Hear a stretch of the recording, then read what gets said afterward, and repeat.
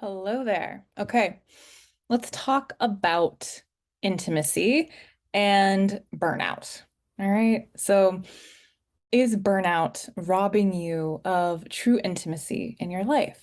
And, you know, deep feelers, these sensitive, deep feeling, overthinking, people pleasing, anxious, self-sabotaging, um, sensitive women that I work with, there is this kind of overarching challenge that I see in them, and that is with intimacy. And so when I speak of intimacy, I'm not just meaning, in a very like romantic partner coupley type of way. I think that's how a lot of us automatically go when we hear intimacy. I'm meaning intimacy in its truest sense, which is connection, connection with another, being able to really fully be seen and to see another and to have that richness that connection can bring to our lives, especially as these kind of social creatures that we are. And obviously, for the majority of you in my space, we are more likely to be introverted. But that doesn't mean that we don't value intimacy and we don't value connection. It's actually quite healthy for us. And especially as introverts, we thrive with connection that is deeper. Yeah, so rather than having a bunch of like more of the surface level intimate connections, we really thrive with those few deep, good, intimate connections with people in our lives. And so burnout and all of the things that contribute to it are barriers to intimacy. They're barriers to that connection with others. And so we'll find ourselves feeling unsatisfied and not having our need for intimacy and connection met because we're kind of keeping it at arm's distance. And you know, when it comes to deep feelers, the root for most all sensitive, deep feeling women, the root of burnout in this population is most all the time shame. It's shame. And so shame is that positive influence in our life. It is meant to be a positive influence that motivates change. And it comes up when we perceive that our sense of safety, belonging, contentment, and or joy are in jeopardy. So it motivates us to create some change. However, when we've internalized it and we have been made to feel like it's because of us, like who we are at our core, that our sense of safety, belonging, contentment, and joy are in jeopardy, that's when it can really lead to burnout and a lot of the behaviors that just downright exhaust us, like overthinking and people pleasing, self-sabotage, etc.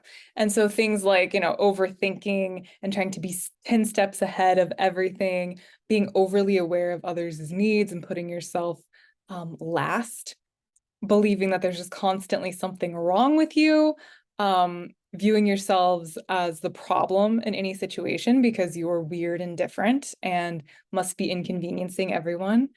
Um, and really just choosing to stay small and hidden. So these are the things that we will do. And so I invite you just for a moment to kind of reflect and ask yourself, so which ones of these do I really believe? What am I doing a lot of the time and believing? And how do I see that as being a barrier to intimacy?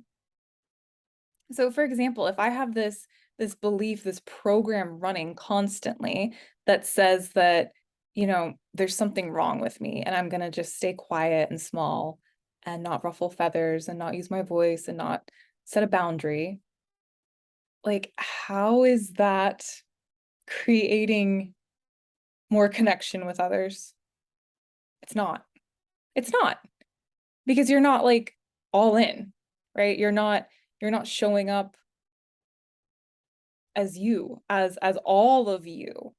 You're showing up as you, I imagine. Like there's an authenticity, but it's like half of the story. It's half of the fullness of who you are.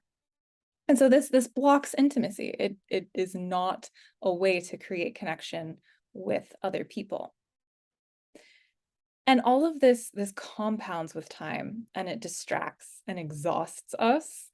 And in this shame-filled state of compounding distraction and exhaustion, plus an overly taxed nervous system, because this is like a lifetime of operating in this way, intimacy goes out the window in every sense.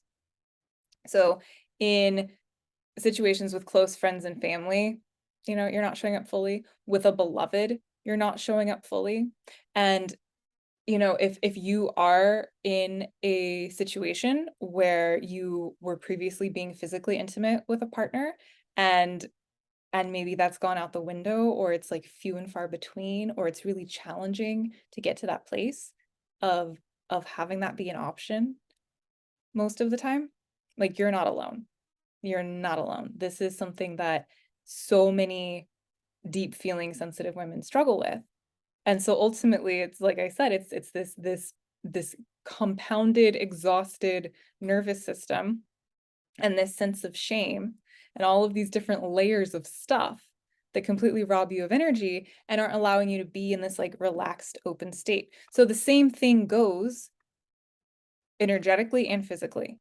It's all the same. So if we're feeling shut off, we're keeping everybody at arm's distance, and we're not letting ourselves be fully seen in all of us, physically we're not going to be able to respond to that either. And so it's going to feel a lot harder to like settle down and be in a mode of pleasure and sexual intimacy. And so what do we do, right? Like, how do we unravel this? Well, we need to slow down.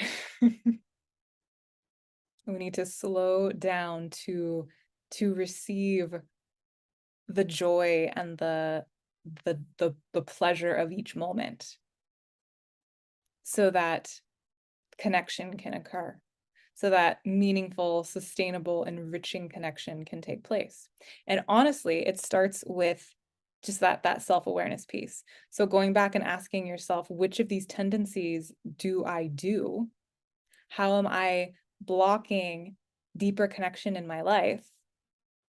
And which of these programs and these stories are running in my head? Am I believing that because I'm so flawed and not good enough that I need to like overcompensate for everything, and so I'm like doing too much, and then I'm exhausted, and then I don't have the energy for meaningful connection.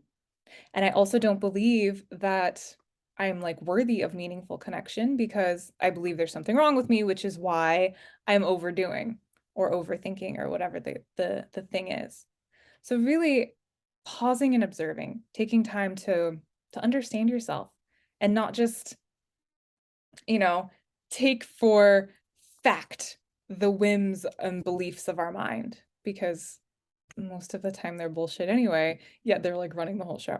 So let me know how this lands. Let me know what some of your tendencies are.